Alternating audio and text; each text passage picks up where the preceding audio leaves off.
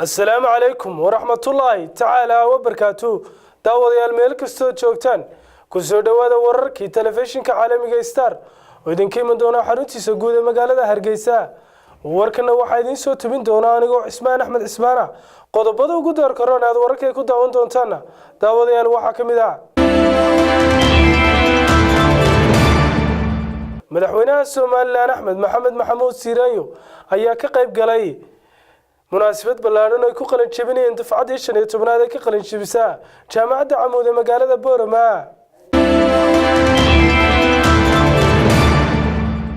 gudoomiyaha xisbiga mucaaradka injineer Faysal Cali Waraabe ayaa xukuumadda ku eedeeyay inaan ku soo casuumin munaasabadda qalin jabinta ee jaamacadda Camuud. sidoo kale wuxuu ka hadlay isku shaandhaynta madaxweynuhu ku sameeyay xukuumaddiisa. magaalada Berbera waxa si weyn loogu soo dhaweeyay maareeyaha cusub ee dekedda weyn ee magaalada Berbera ee dhawaan loo soo magacaabay.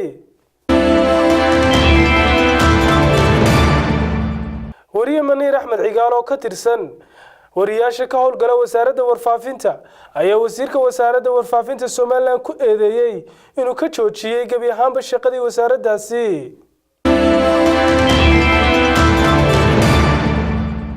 taliyaha ciidanka booliiska ee Soomaaliya oo ku sugan magaalada Kismaayo ayaa kormeeray saldhigyada kala duwan ee ciidanka booliiska ee magaalada Kismaayo.